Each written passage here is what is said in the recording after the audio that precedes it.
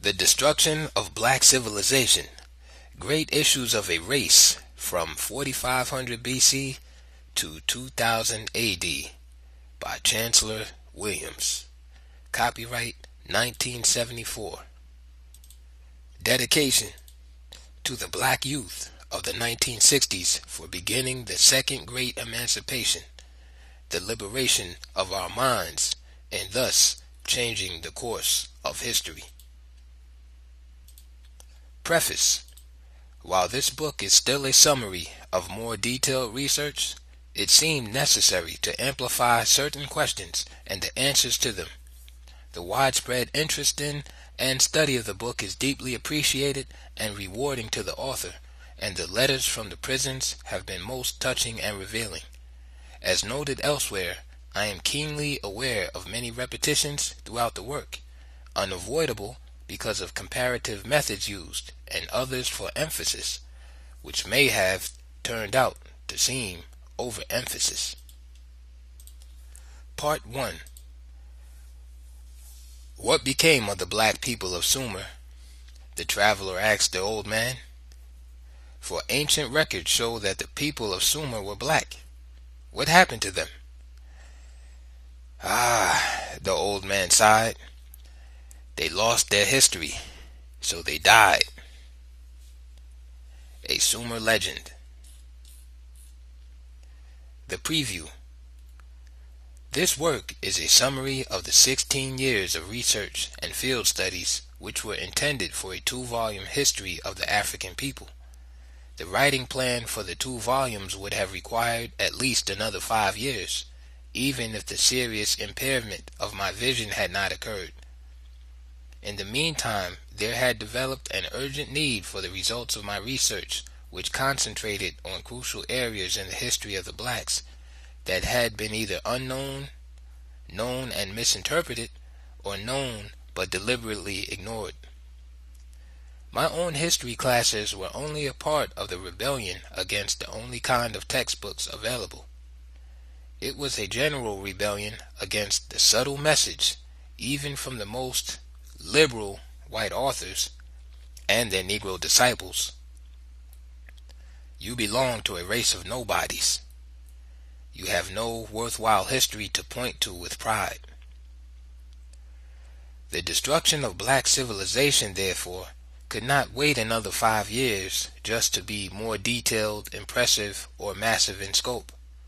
For a reinterpretation of the history of the African race could be compressed into a smaller work for background reading, and so written that black John Doe, cab driver or laborer, and Jane Doe, housemaid or waitress, can read and understand the message from their forefathers and foremothers, as well as college students and professors. Origin and development of study. In a small town surrounded by cotton fields in South Carolina, a little black boy in the 5th grade began to harass teachers, preachers, parents, and grandparents with questions which none seemed able to answer. How is it that white folks have everything and we have nothing? Slavery? How and why did we become their slaves in the first place? White children go to fine brick, stone, and marble schools 9 months a year, while we go to a ramshackle old barn-like building only 5.5 months, and then to the cotton fields. Why? In the 6th grade, one of our teachers, Miss Alice Crossland, helped me to become a sales agent for the Crisis and the Norfolk Journal and Guide. This was like turning on the floodlights of heaven, for the books on our race, listed on the back pages of the Crisis, started me off on this never-ending search, but raised more questions as I progressed through school, raised more perplexing questions than were answered. For, having read everything about the African race that I could get my hands on, I knew even before leaving high school that, 1. The land of the blacks was not only the cradle of civilization itself, but that the blacks were once the leading people on earth. 2. That Egypt was not only once all black, but the very name Egypt was derived from the blacks. 3. And that the blacks were the pioneers in the sciences, medicine, architecture, writing, and were the first builders in stone, etc. The big unanswered question then was, what had happened? How was this highly advanced black civilization so completely destroyed that its people in our times and for some centuries past have found themselves not only behind the other peoples of the world, but even the color of their skin a sign of inferiority, bad luck, and the badge of the slave, whether bond or freed? And since I had learned that whites were once enslaved as generally as any other race, how did it come about that slavery was finally concentrated in Africa for blacks only? In short, no books or other studies in high school and college answered or gave clues to answers to the problems that puzzled me most. For no matter what the factual data were, all the books written about the blacks by their conquerors reflected the conquerors' viewpoints. Nothing else should have been expected, and considering how thoroughgoing was the capture of the minds of the blacks also, it is really not surprising that so many Negro scholars still faithfully follow in the footsteps of their white masters. I was convinced that what troubled me and what I wanted to know was what troubled the black masses and what they wanted to know. We wanted to know the whole truth, good and bad, for it would be a continuing degradation of the African people if we simply destroyed the present system of racial lies embedded in world literature only to replace it with glorified fiction based more on wishful thinking than the labors of historical research. My inquiry, therefore, was concerned with black civilization alone, what the blacks themselves achieved independently of either Europe or Asia. This was an entirely new approach to the study of the history of the blacks. It meant, first of all, segregating traditional African institutions from those later influenced by Islamic Asia and Christian Europe. In this way, and in no other, we can determine what our heritage really is, and instead of just talking about identity, we shall know at least precisely what purely African body of principles, value systems, or philosophy of life, slowly evolved by our own forefathers over countless ages, from which we can develop an African ideology to guide us onward.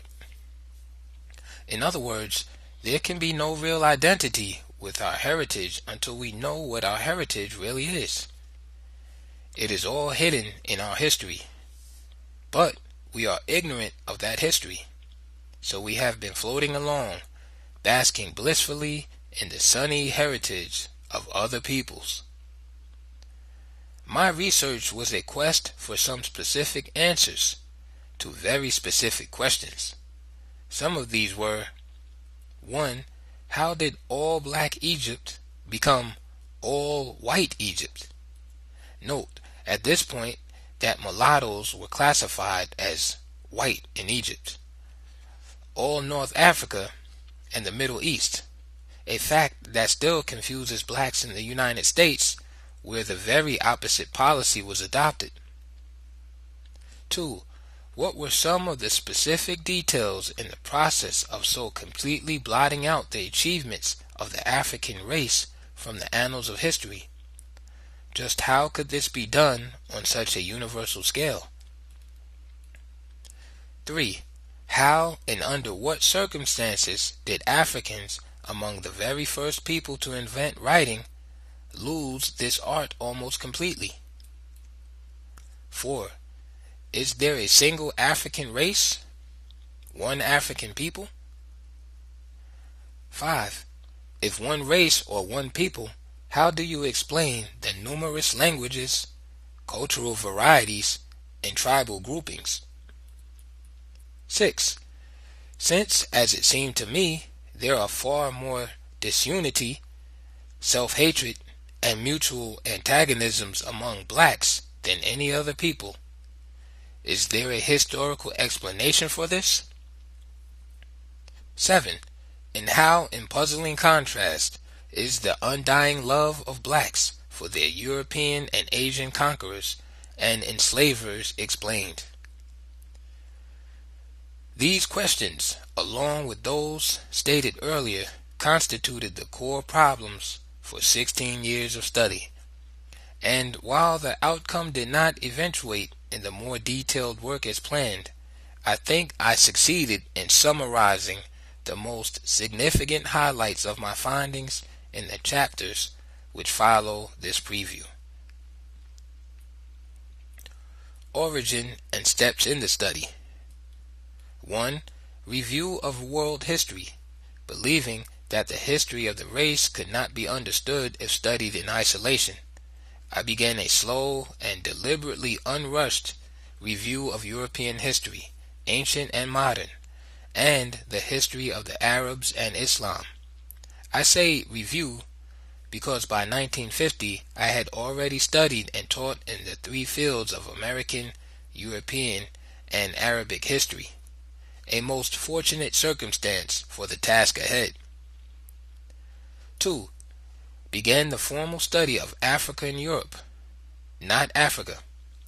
I did not know how very wise this was when the decision was made, for I did not then know that Europe and Asia had been hauling out of Africa over the centuries just about all of the historical materials I needed to see and study at the very outset, and which of course could not be found in Africa. Certainly I knew from reading all about the rape of Africa, but to know the scale on which this was done, one must see at least some of it in Europe with his own eyes and be amazed. The museums in various cities of the European colonial powers are the repositories of much African history. 3. Documentary sources. These are available in both Europe and America. Reports of colonial administrators in Africa, parliamentary debates, reports and letters from geographers, explorers, captains of slave ships, and, especially rewarding, the reports and letters from missionaries to their respective societies' home offices. For the earliest records on ancient Africa and Europe, Greek and Roman sources were the most useful. 4. Field studies. The field studies covered 2 years of work in Africa. Armed with a rather solid background in written documentaries, the primary concern now turned to oral history and the developing methods of historical criticism applicable to it. Several chapters will be required just to detail the methods and procedures in this relatively new and rewarding field of oral tradition. Every region of Black Africa was covered. 26 nations in East, West, Central, and Southern Africa, and 105 language groups. Scope of the study. We began in the lands bordering the Mediterranean on the north and extending southward on both sides of the Nile below the 10th parallel, thus including Axum and neighboring kingdoms. This vast territory was the ancient Ethiopian Empire, a federation of autonomous and semi-autonomous kingdoms. The study began here, firstly because this was the heartland of the African race, where evidence of that first black civilization is to be found there still, despite all the centuries of efforts to destroy it. From the researcher's viewpoint, the most important part of the investigation was the beginning of the task of singling out and clearly setting forth the precise nature of Africa's own independently developed civilization.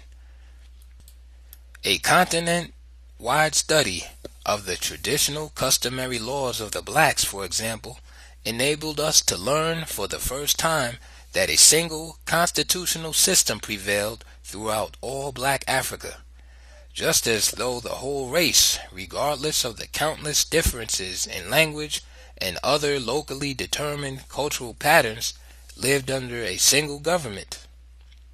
A similar continent-wide study of African social and economic systems through the millenniums reveal the same overall pattern of unity and sameness of all fundamental institutions.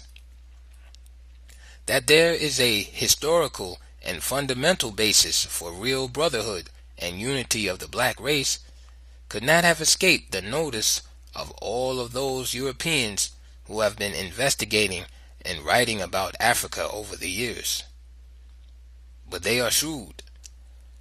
Massive black unity would be massive black power, which of course would reduce white power and its domination of the whole earth. So, white Africanist writers always concentrate on the ethnic differences among Africans, tribal antagonisms, hopeless language barriers, the cultural varieties, etc. They even make a separate ethnic group of their own mulatto offsprings from black women by classifying them as white in some areas and coloreds in others. Hence, a system of thought and practices were developed and superimposed on an already divided race to keep them permanently divided. No one can deny that in this too, the whites have been most successful. We have presented in Chapter 6 enough of the traditional African Constitution and the fundamental rights of the African people to be specific beginning points for the identity and the discovery of the heritage we talk about with any definite frame of reference.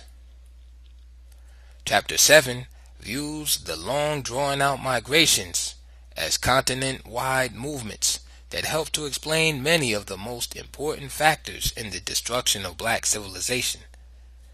For the migrations help to answer the question, what happened to the African people, or what caused them to descend from the highest place to the lowest among the peoples of the world.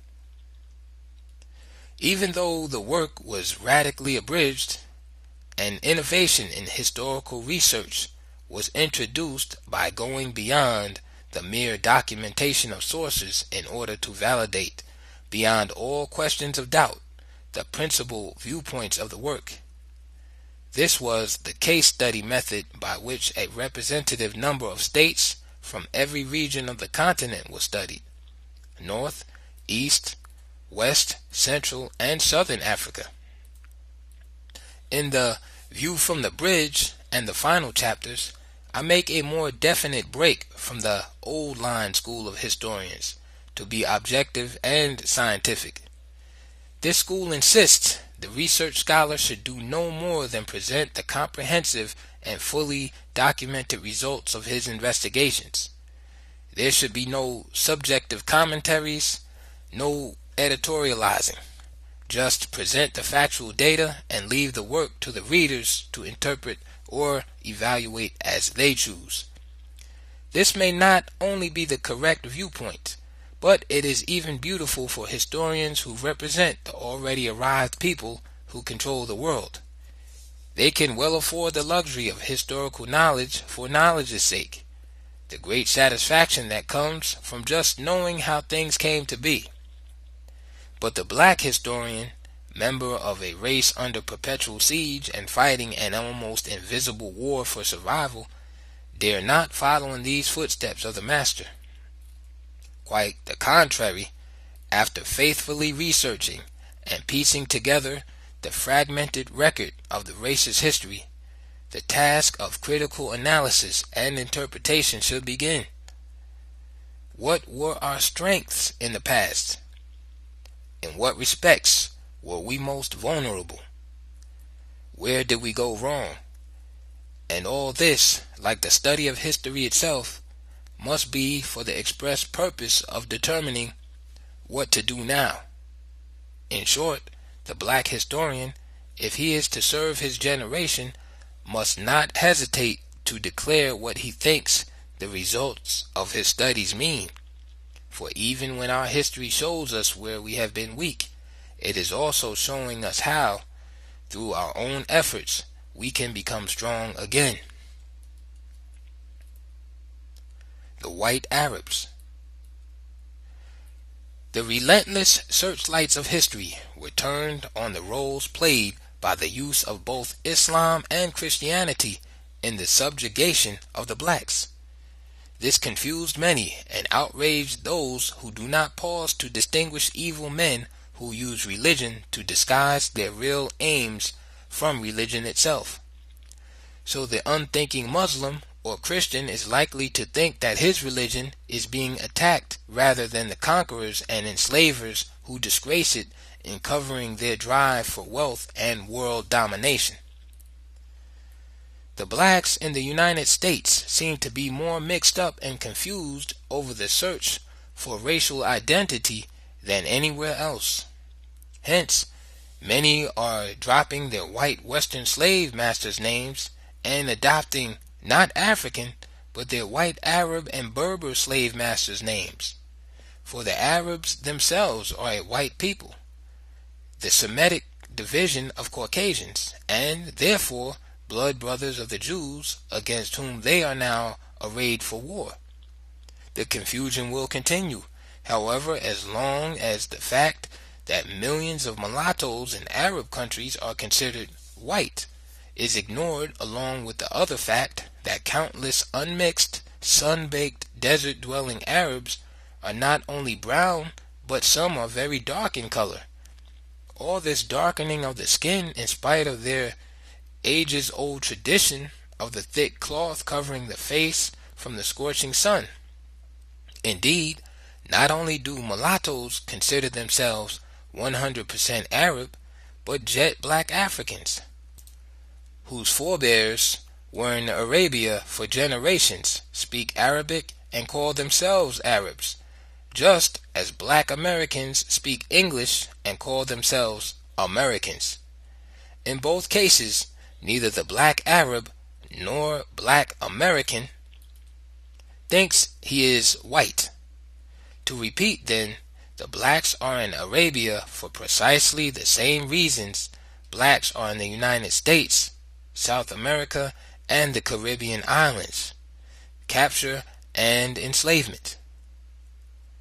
In studying the actual records in the history of the race, therefore, the role of white Arabs must not be obscured either by their Islamic religion or by the presence of the Africans and Afro-Arabs among them, any more than we should permit white Europeans and white Americans to use Christianity to cover their drive for power and control over the lives of other peoples.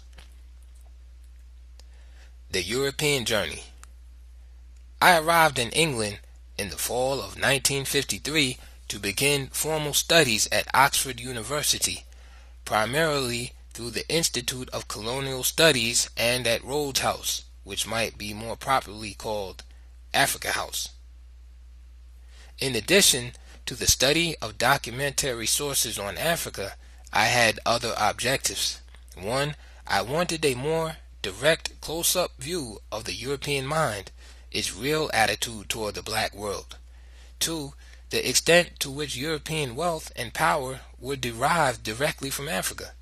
Three, the nature and philosophy of the European education that was shaping and determining the mentality of Africans.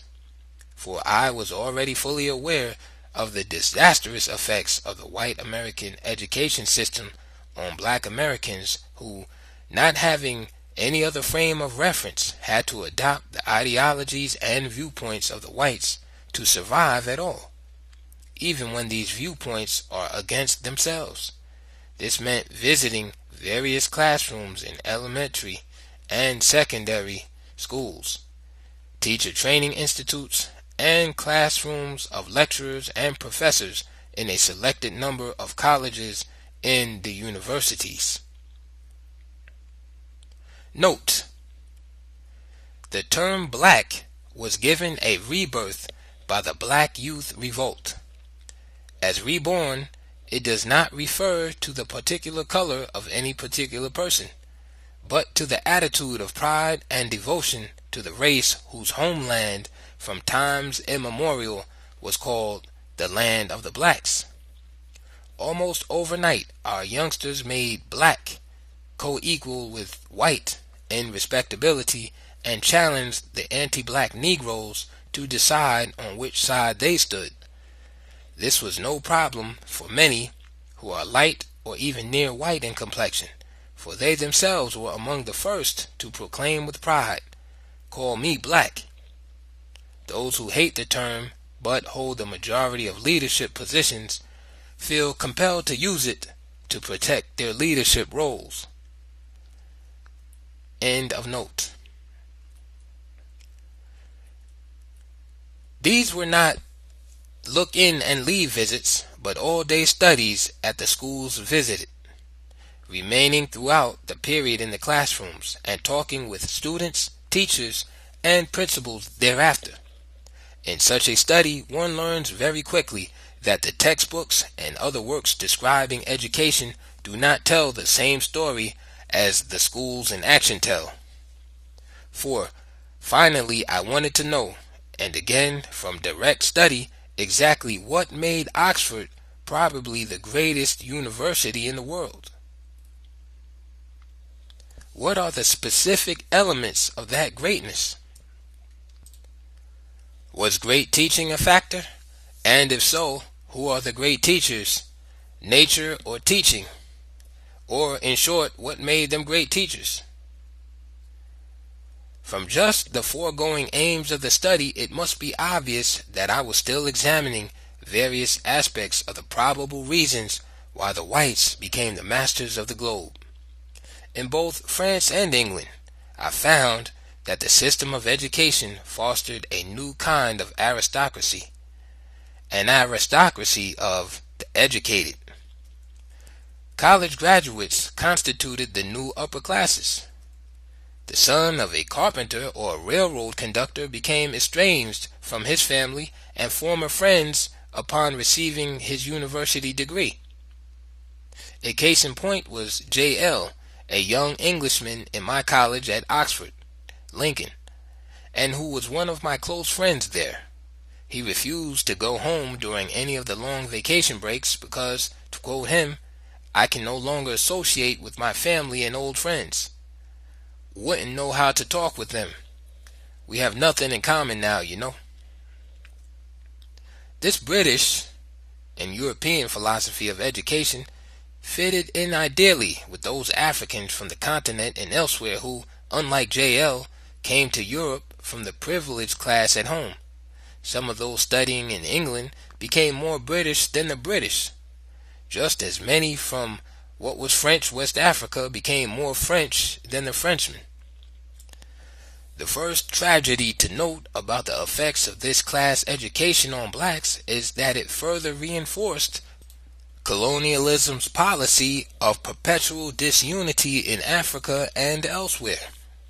The line dividing these black upper and middle classes from the black masses and their basic aspirations is more rigidly drawn, and this superior class mentality, becoming even more crystallized since independence, is an almost certain guarantee of future uprisings on a scale never seen. The second great tragedy is in the nature of what is called education. It is merely rote learning, the ability to memorize phrases, concepts, and other required data. Thinking is neither required nor expected. Critical analysis and evaluation of subject matter are not required, but the ability to absorb and recall is required. The brilliant scholar, then, is one who can readily quote authorities and remember well his bibliographical sources. So we have a generation of black scholars who continue to amaze students by mouthing the doctrines and viewpoints of their white teachers, like so many robots without minds of their own. Yet study under white teachers and professors should be most rewarding, and it can be if you do not enter white institutions with a head like an empty pitcher going to a fountain to be filled.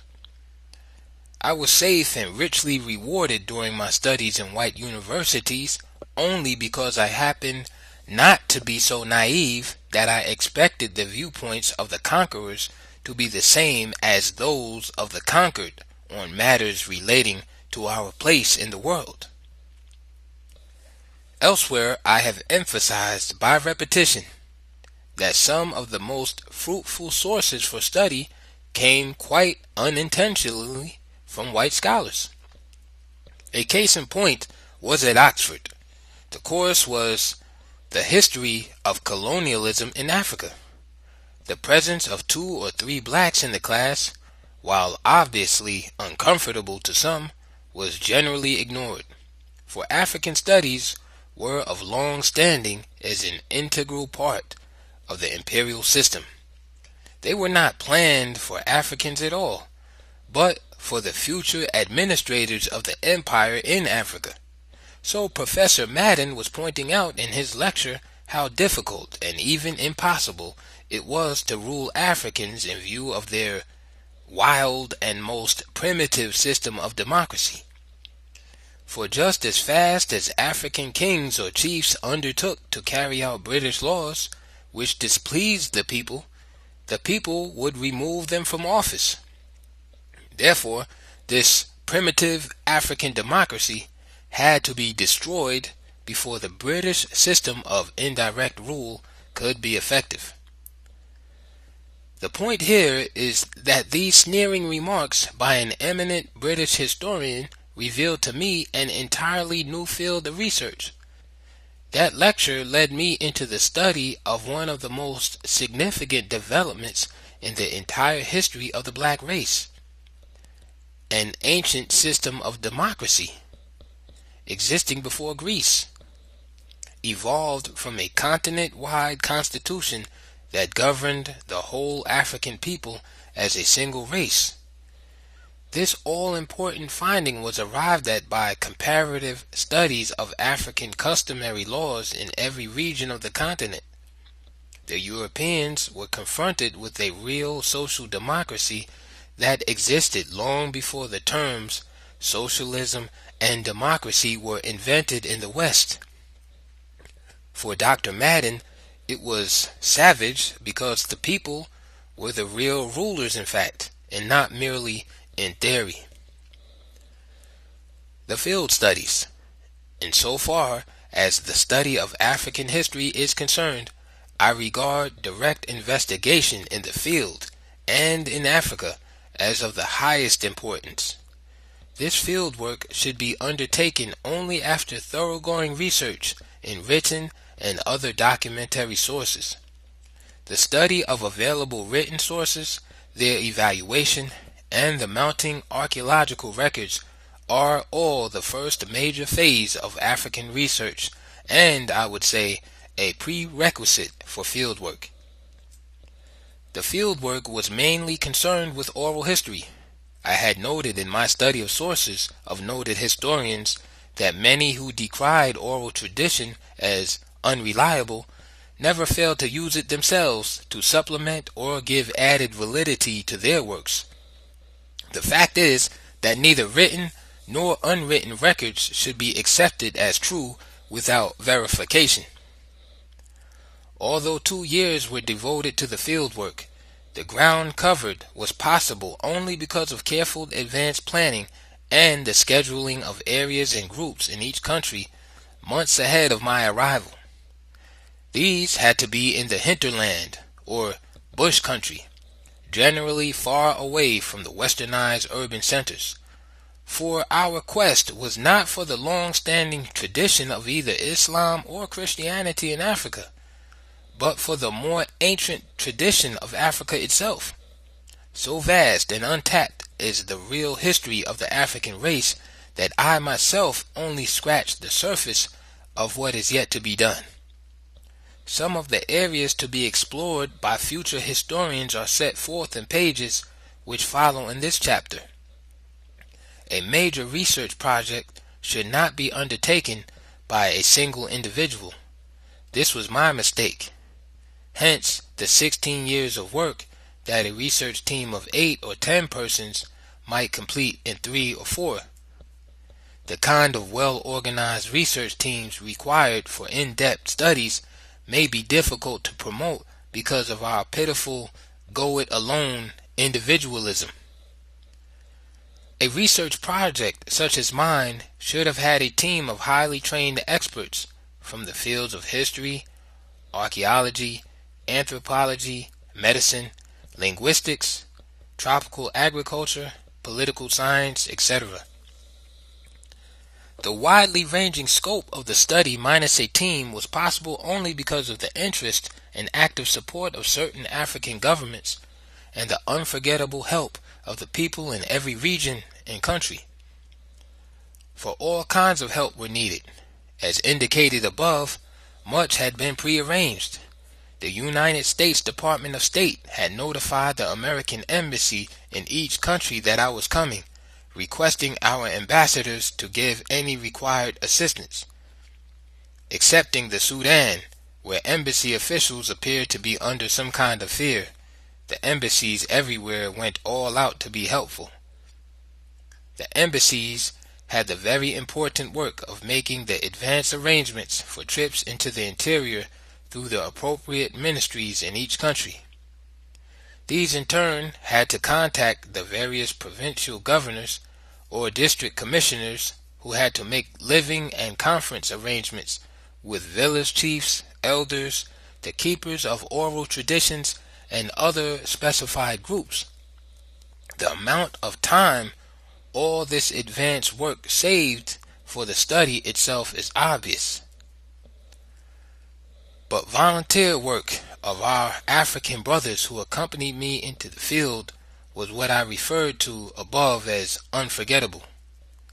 Some of these were teachers who, as in the case of my previous field work, 1956 to 57, had secured leave for the purpose without any trouble at all.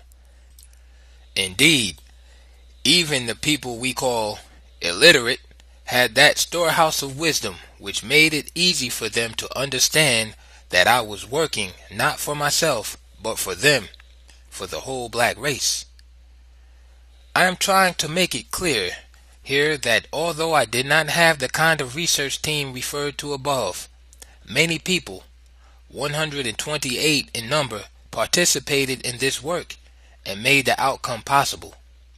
So, when at various places I say we, it is not the editorial or royal we, but reference is made to individuals and groups that actually worked on various parts of the study. However, I had to decline the services of many highly recommended Africans because of their upper-class attitudes toward the common people. For I had learned quite early that the people in the interior can spot the arrogant and superior African just as easily as they recognize the arrogant and superior white investigator.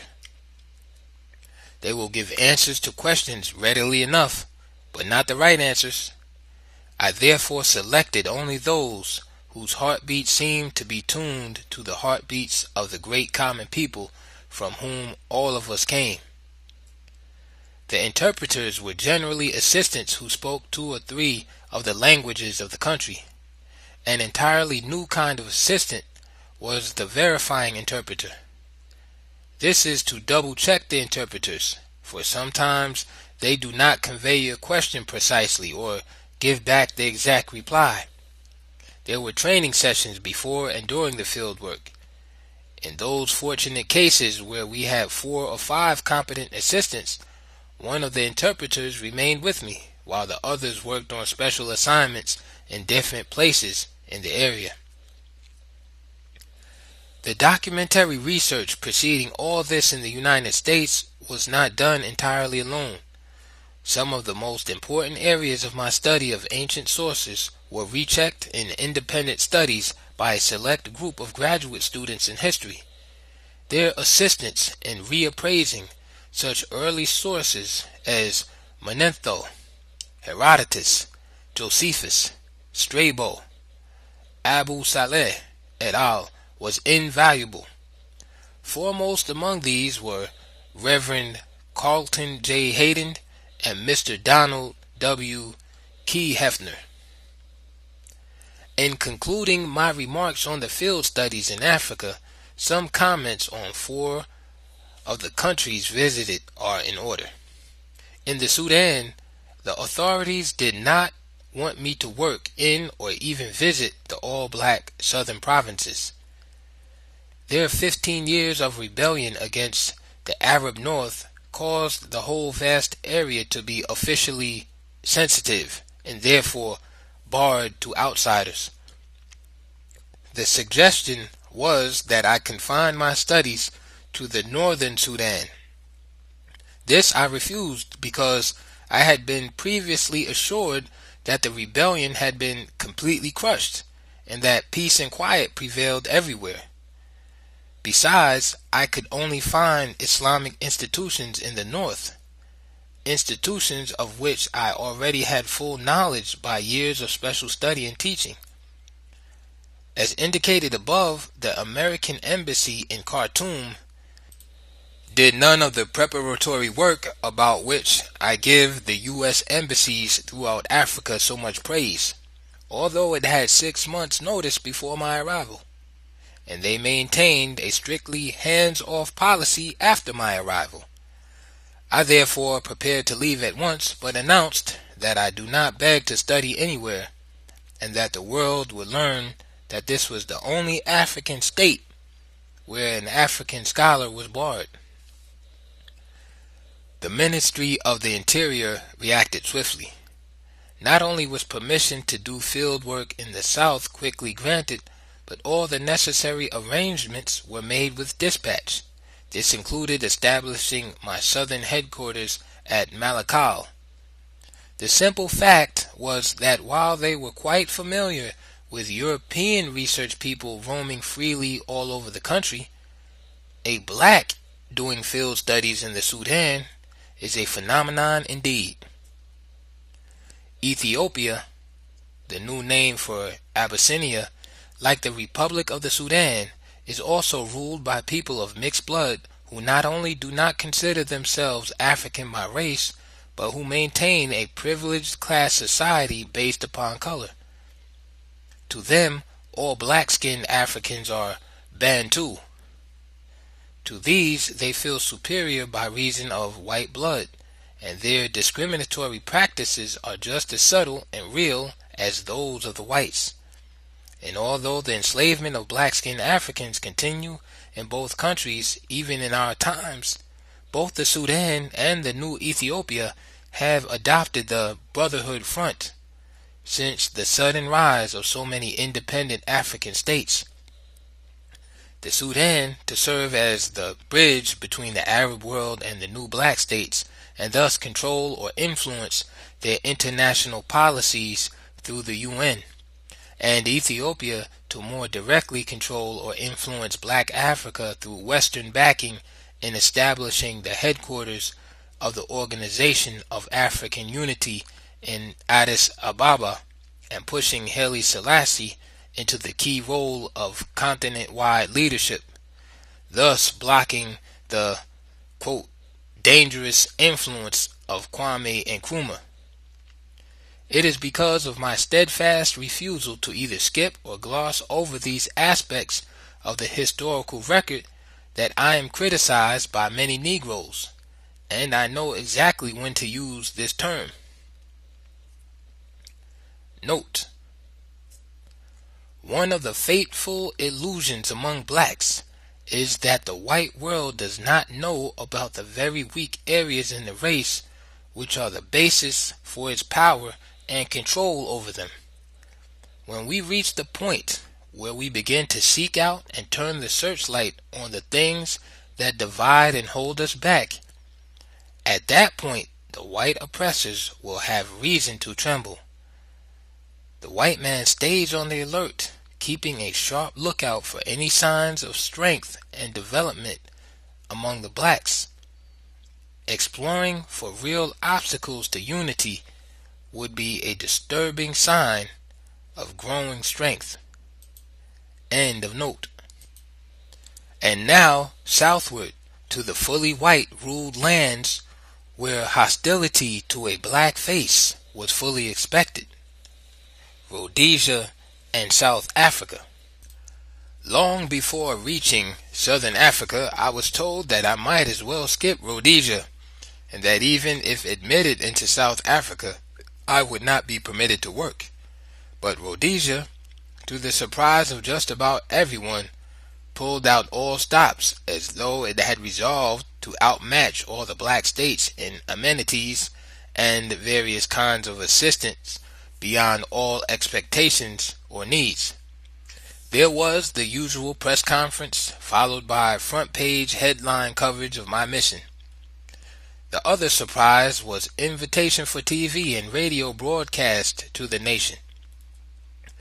Our Zimbabwe friends were somewhat suspicious of the motives behind all this red carpet treatment of a black American, especially when it continued after my uncompromising replies to questions on a TV broadcast panel session. The Ministry of the Interior had an interpreter flown 300 miles to join me when I visited his particular language group, the Dembele. The only objectionable incidents were when, on 2 different occasions in different places, 2 district officers wanted to attend my meetings with chiefs and the council of elders. I objected, and the matter was closed. Finally, South Africa. The situation in this country is so ridiculous that, far from allowing myself to be incensed with rage, I found it amusing. The unremitting brutality of these whites against the blacks leaves them in a state of permanent fear. They seem to consider every black man not a potential but an actual threat, and what they are preoccupied with every hour is unbelievable until you are actually in South Africa. My passport was a mistake made somewhere.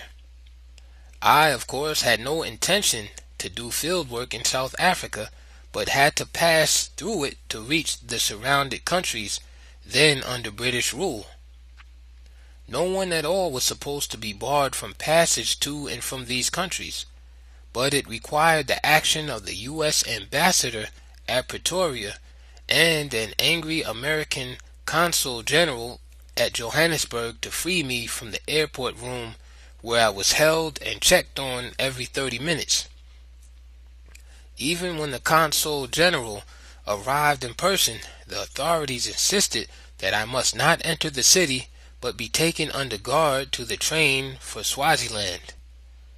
Mr. Riley, the consul general, then decided to defy South Africa by not only driving me leisurely through Johannesburg, but 200 miles around the country, stopping at different towns and finally on to Switzerland.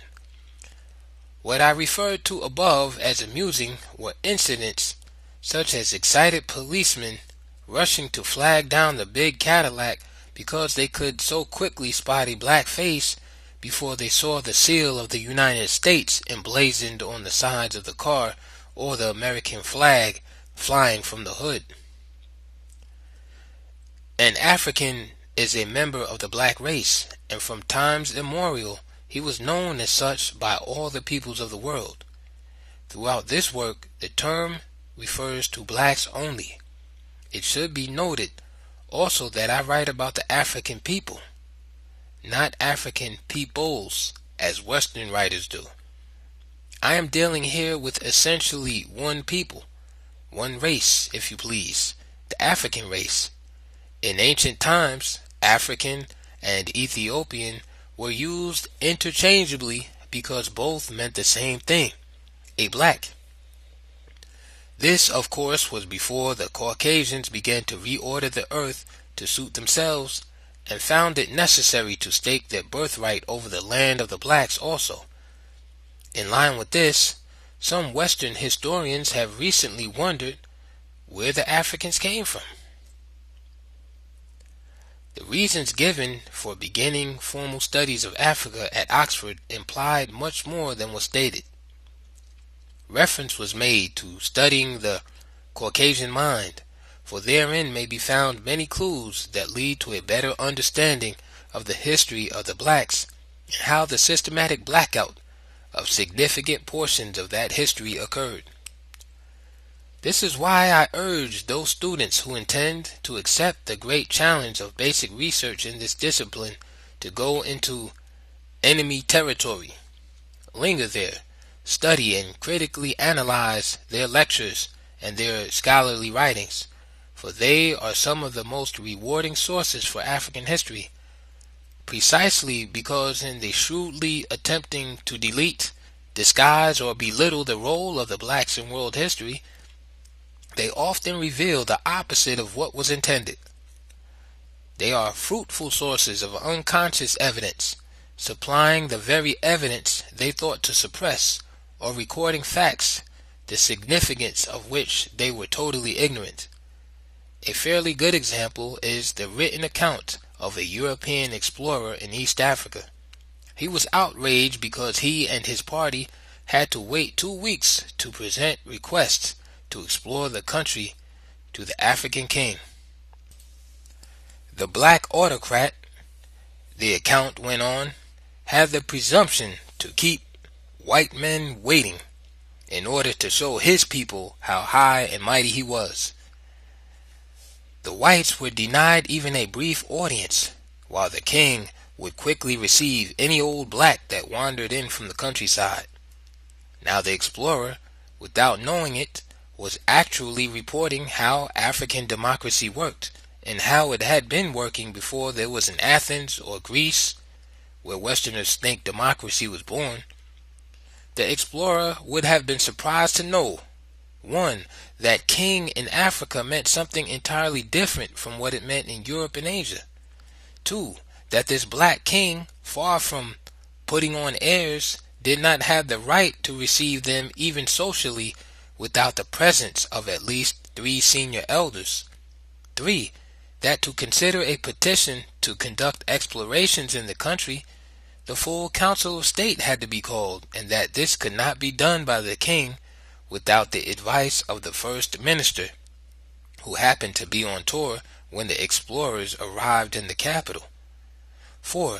and that the old blacks they saw wandering in from the countryside and being quickly received were the counselors who had been summoned, some from distant provinces, to pass on their request to explore. They were the direct representatives of the people. The voice of the king was in fact the voice of the people, without which he could not act at all on any matter of importance, or even talk alone with strangers. It should be clear, therefore, that our guidelines for research must lead to a critical analysis of all sources, whether original, secondary, or oral. In particular, we should seek out those works with the special mission to prove the superiority of whites by proving the inferiority of blacks. All in language so subtle, scholarly, and scientific that to the uncritical mind their truths seem self-evident. But it is also noteworthy that while the most hostile racist writers usually prove the very opposite of what they intended, their works inevitably contain useful, factual data that must be accepted. Indeed, it is doubtful whether anyone, even a devil, could write a book completely devoid of truth. Research in African history is more tedious, laborious, and time-consuming than is true in other unsuppressed fields. For in developing the underdeveloped history of the blacks, one has to explore the most unlikely sources for a fragment here and a fragment there, and in works in no way concerned with African history, and just as often no kind of history. Sometimes it is a paragraph or 2 in an explorer's account.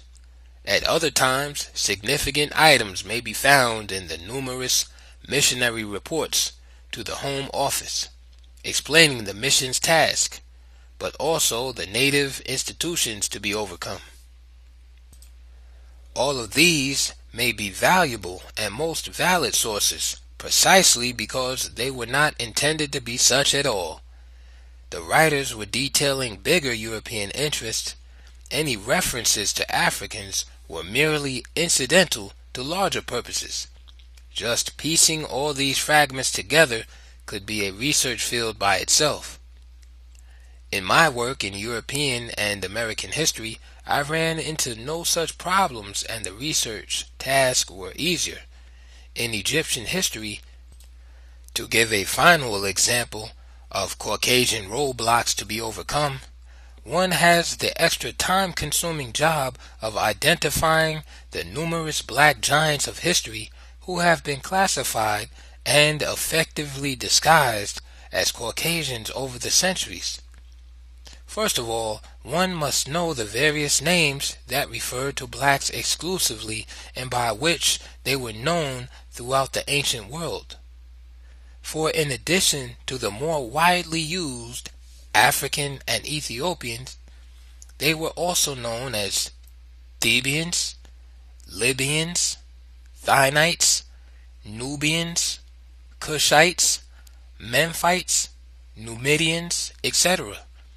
Even before white Asians gained the ascendancy in any of these areas, their very presence in relatively small numbers was sufficient to identify them as the leaders and achievers of whatever attracted the attention of the world. Another trick, the very opposite of the American law and practice, was to classify Africans with Caucasian blood as Caucasians. If any of those so classified turned out to be notorious characters, pro-African or anti-white, they were loudly proclaimed and contemptuously called half-breeds. The millions of early blacks who were forced either by circumstances or expediency to replace their own names with Asian and European names only added to the problems of historical identification. Far from becoming baffled and discouraged by the more painstaking basic research required, the student of African history must accept the challenge as a 20th century mandate that is essential to the salvation of the race in the most literal sense. They will need the active support of black governments and predominantly black institutions of learning. These should be actively sponsoring 1. Comprehensive basic research programs, 2. Research teams for field studies, especially in history and archaeology, 3. And a thoroughgoing teacher training program for history and other related disciplines. What, indeed, are black institutions of learning waiting for? The young people to show the way? The simple truth is that what is needed first is active pioneering initiatives. Financial assistance would then be forthcoming even from unexpected sources. Black inertia is the main problem. There is still too much dependence on white scholars to do our work for us. I have written elsewhere that as long as we rely on white historians to write black history for us, we should keep silent about what they produce. They write from the Caucasian viewpoint, and we are naive indeed if we expect them to do otherwise. All the ballyhoo about their scientific objectivity to the contrary notwithstanding. The theoretical framework. Over the years of studying African history, certain prepositions and theories evolved quite naturally as guiding headlights in the explorations, and few of them are set forth here. Some previously stated or implied. 1. That Africa, all Africa, is the native homeland of the blacks. Note, an important fact that should be well known is that all unmixed Africans are not jet black. For while the great majority are black-skinned, countless thousands who lived for centuries in cool areas have lighter complexion and no Caucasian blood at all. End of note. And that the Asiatic peoples who occupy North and Eastern Africa, even though they may have been there for centuries, are no more native Africans than are the Dutch and British, who likewise occupy and control the southern regions of the continent. The question of where the homelands are from which all these invaders came is not debatable. 2. That the blacks were among the very earliest builders of a great civilization on this planet, including the development of writing, sciences, engineering, medicine, architecture, religion, and the fine arts. 3. That the story of how such an advanced civilization was lost is one of the greatest and most tragic in the history of mankind, and should be the main focus of research studies in African history. 4. That Asian imperialism, though rarely ever mentioned, was and still is even more devastating for the African people than that of either Europe or America, and that the Arabs' white superiority complex is not one whit less than that of Europe or America, although their strategy of brotherhood deceives naive blacks. 5. That the forces behind the continuous splintering of already small groups, and even the breaking up of kingdoms and empires, followed by the equally endless migrations, included the steadily increasing death of the soil and the advance of the deserts, the drying up of lakes and rivers, along with the attending change of the climate, and the always certain internal strife, all combined with invasions and famine to become a way of life. 6.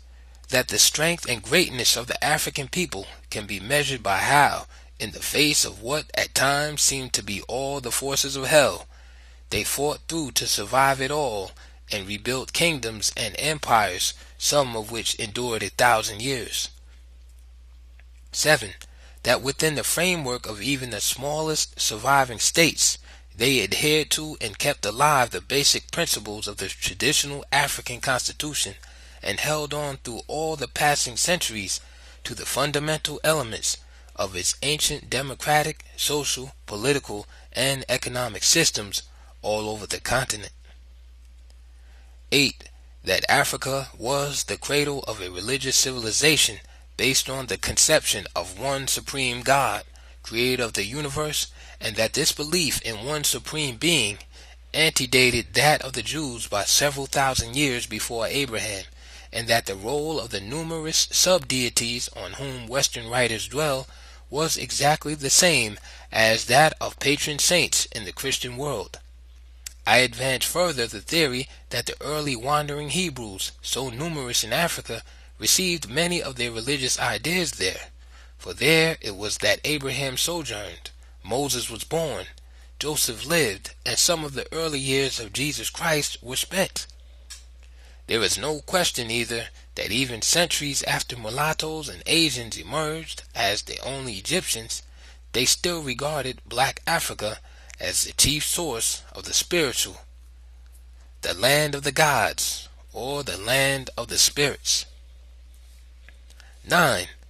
That notwithstanding the remarkable civilization they did develop even millenniums before Christ, and the amazing rebuilding of empires in spite of the great dispersions, notwithstanding all of this, African people fell far behind in the forward march of the rest of mankind because, in addition to the destructive forces of nature on the continent and the hostile forces from without, they, the African people, further enshackled themselves with their own hands through certain aspects of their social institutions and beliefs that stood as roadblocks to progress even where conditions were favorable.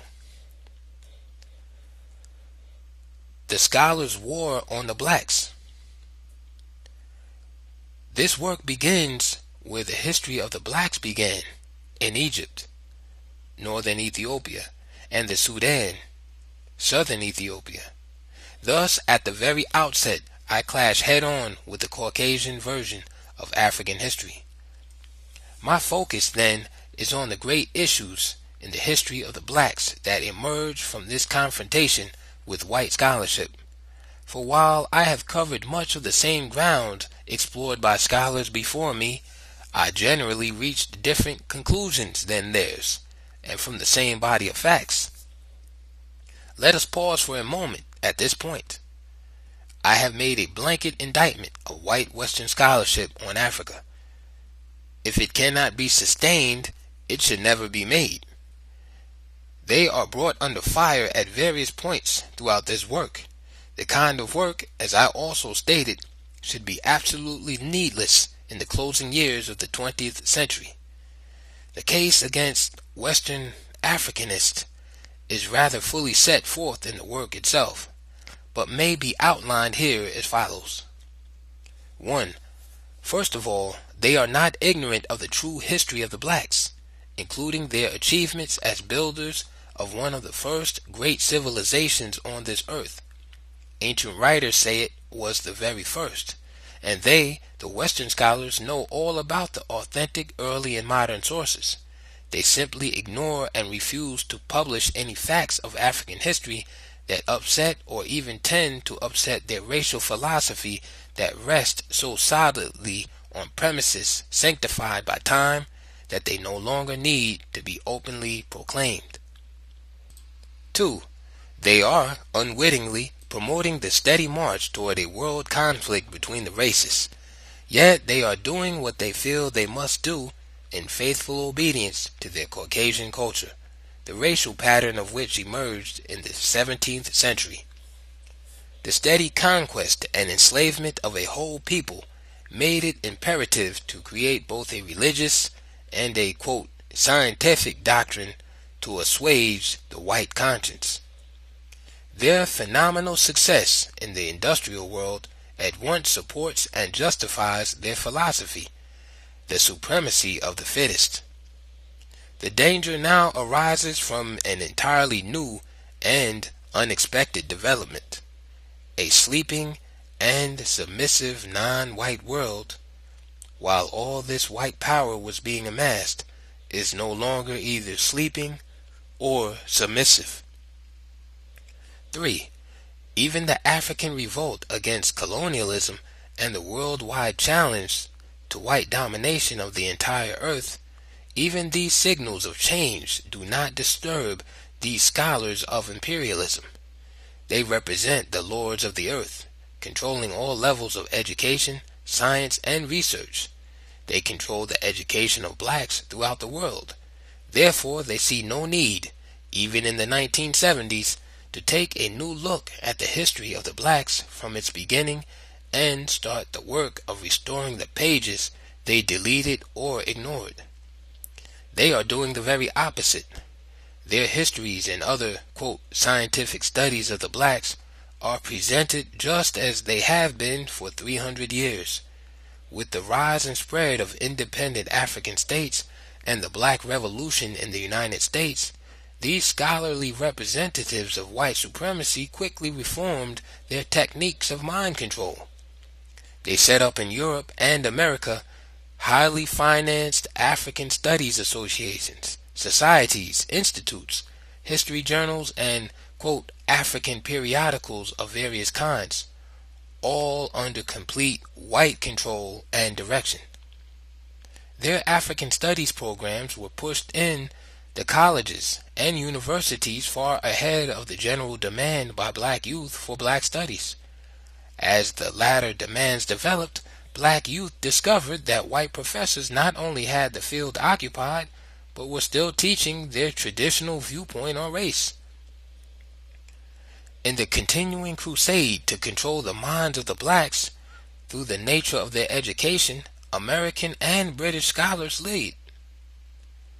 They are as ruthless and aggressive in their scholarly pursuits on races as their co-partners in seizing and controlling the wealth and peoples of other lands.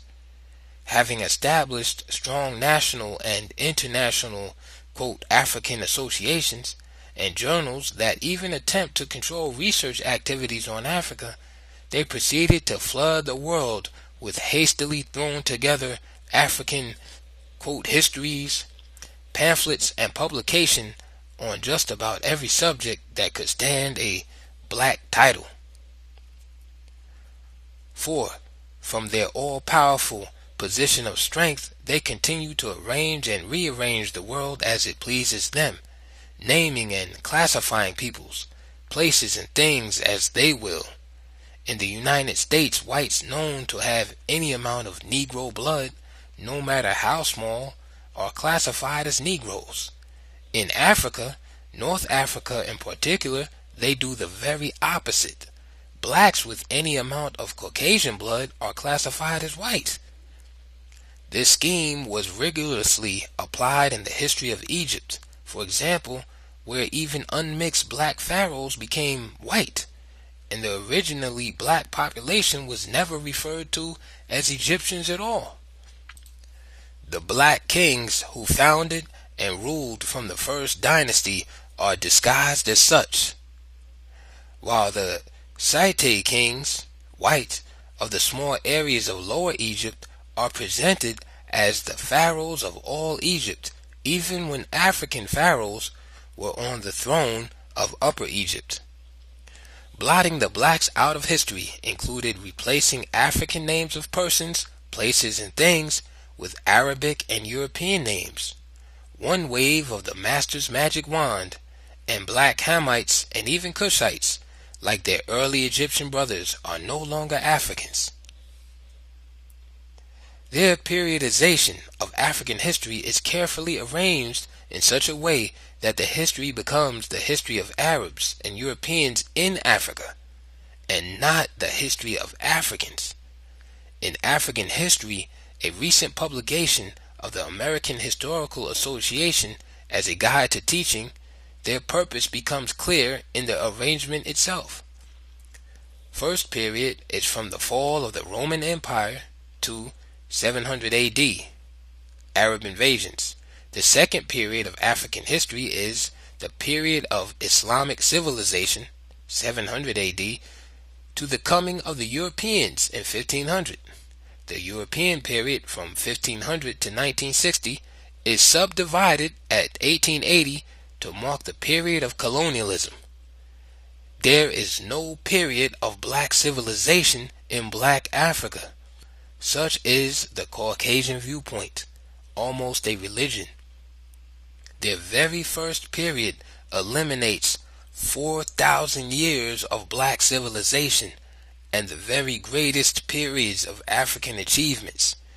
Their second period is devoted to the Arabs and Berbers in Africa, and in their third period the focus is on European civilization, and it is all done under the heading of African history. Where it was impossible to deny black achievements, equal and often above the whites, such achievements were attributed to some kind of Caucasian influence, even if imaginary. Yet, the AHA publication number 56 uses the same strategy that makes Western scholarship so very triumphant. The main thrusts of its racist presuppositions are, for the unwary, completely hidden by much highly welcomed factual materials. But what is certain to disarm almost anyone is racism's forthright attacks on racism throughout the publication. I suppose no one is expected to notice the implied incapacity of black historians to deal with African history objectively. They are not referred to as historians, of course. They are, quote, some modern African intellectuals who have tried to show great civilizations in the past grander than anything that ever existed, end quote. As a direct result of this continued universal enslavement through education, black youth are in revolt. That revolt will become increasingly dangerous as they increasingly realize how completely they are blocked from self-realization in the very institutions that should further it. How difficult it is to find suitable textbooks in black history, or even, quote, Negro teachers who do not limit themselves to the viewpoints of the white masters who train them. The frustrations become more intolerable as the young find themselves between two fires, the white racists who determine the very nature of their education, and Negro educators who also see the world through the blue eyes of the Saxons.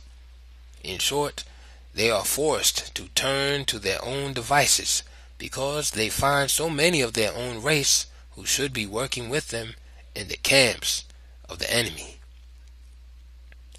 Insofar as periodization is concerned, no one should be so naive as to expect a proper division of African history while the field is almost completely preempted by the enemies of that history. A proper division would tend to encourage a more all-inclusive research and a less biased interpretation of the results. Neither will happen until a new generation of black research scholars and historians take to the field, becoming the foremost authorities in their own right. Black historians, not a single one of whom will fall in Professor Philip D. Curtin's category of black intellectuals who try to show, quote, great civilizations in the past grander than anything that ever existed.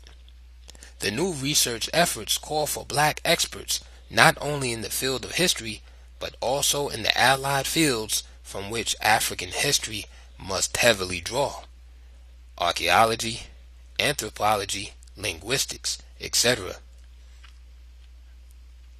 The new approach. The first period would begin with prehistory, primarily because Norway, one of the oldest cities on earth, was begun by the blacks before recorded history. Another important reason is that the Canaanites and other white agents had invaded the Nile Delta and established a stronghold in Lower Egypt, then northeastern Ethiopia or Kem, in prehistoric times. This early concentration of whites along the sea coast of the land of the blacks is a circumstance of crucial importance in black history because it was exactly from this development that the achievements of the blacks were overshadowed by later writers or blotted out entirely. The call is for black specialists for one period in one area. What, for example, was the actual influence of the white agents rigidly held back for centuries in the lower one-fourth of the country upon the blacks who held the three-fourths that came to be known as Upper Egypt? Review and in-depth studies of this period are required. The general historian is out. The best general histories, region by region, can be written only after the work of the specialist is done. The second period might well be from the conquest of Lower Egypt by the Ethiopian leader Menes in 3100 BC. Note, earlier dates such as 4500 BC are also given and accepted by many authorities, for conflicting dates do appear in ancient records. I do not debate the point. End of note. To the end of the 6th dynasty, 2181, also the end of the Old Kingdom. This was the period that gave birth to Egypt, and before which there was no Egypt. It was the period during which black kings united the two lands, started the dynastic lineage system, and began the building of the greatest civilization. The greatest in-depth review and concentration of research should be focused on this second period. It was, in fact, the golden age in the history of the blacks, the age in which they reached the pinnacle of the glory, so dazzling in achievements that Western and Arab writers felt compelled to erase it by the sheer power of their position and begin black history over 3,000 years later, limiting such as they allowed to, quote, Africa south of the Sahara. The third period of black history in Egypt should begin with the 7th dynasty, 2181 BC, and be subdivided into the tragic periods of internal turmoil and white invasions. The first subdivision would be from 2181 BC to 2040 BC. The 7th, 8th, 9th, and 10th dynasties thereafter. Strict chronology should be ignored in order to focus on a single issue: the role of invasions and conquest in the destruction of black civilization, with the resulting ethnic transformation of Egypt from black to brown, Afro-Asian and Afro-European to white. This means that the second subdivision would bypass the restoration period of the great 11th and 12th dynasties. For the next period of invasion and conquest, the Hebrew Hyksos rule, 1645 to 1567 BC, again bypassing the new empire, the other subdivisions would study the periods of the Assyrian, Persian, Greek, Roman, and Arab invasions and the impact of their conquest and rule on the blacks. The fourth major division would begin with the skipped over 11th and 12th dynasties, 1786 to 1233 BC, the great 18th, 1567 to 1320, and then continue from the age of Ramses to the end of the 24th dynasty, 1330 to 730. The fifth period should be from the last of the black pharaohs to the destruction of the remaining southern division of the Ethiopian Empire below the First Cataract, 730 BC to the 5th century AD. The sixth period, from the re-emergence of successor black states in the 5th century AD to their final destruction by the Arabs in the 13th century. The seventh period, like the second, should not be a time division of neat and largely irrelevant chronological sequences. It is a study of migrations of the blacks that covered many centuries, but which became more widespread and desperate after the Arab conquest of the original center of black civilization in the Sudan. The long periods of wandering all over the continent, often aimlessly, was the great historic race of the blacks for survival, a race that tried to outdistance famine, disease, slavery, and death. The period that should have an intense, closer-up study and critical analysis extends from the 13th century to colonialism in the 19th. Elsewhere, I have posed the most perplexing question. If the blacks were among the very first builders of civilization, and their land the birthplace of civilization, what has happened to them since that left them at the bottom of world society? Precisely what happened? The Caucasian answer is simple and well known. The blacks were always at the bottom. This answer is clear even in the histories and other educational material they so busily prepare for the blacks themselves. Almost all of the true answers will be found in the study of the causes of the migrations and the tragic results stemming directly from those seemingly endless movements of fragmented peoples. How was the art of writing lost by one of the first peoples to invent it? Study the migrations.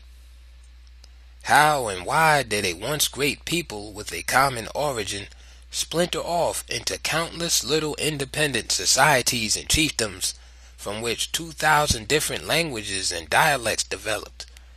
Study the migrations. What caused the brother against brother, internecine wars, hatred, slavery, and mutual suspicion among the various black societies? Again, study the migrations.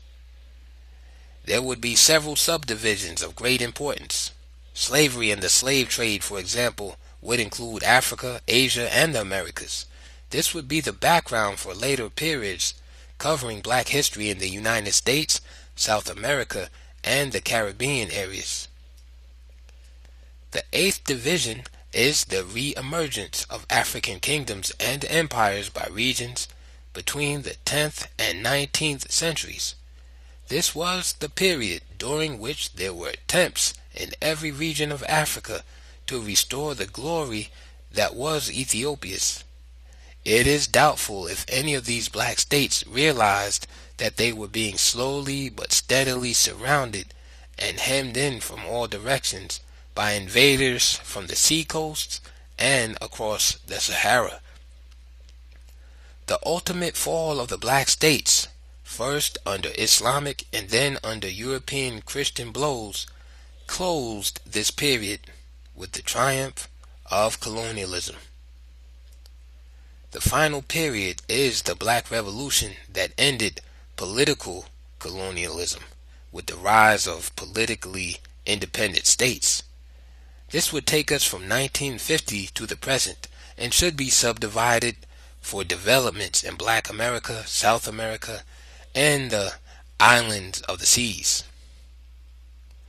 From the new approach and plan for research, study, and development of African history presented above, periodization, while recognized as highly important, is not allowed to so fragment a great movement or development covering many periods and millenniums that their real significance is lost.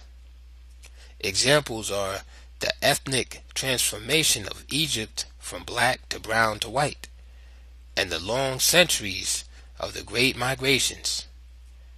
These defied periodization in any meaningful sense.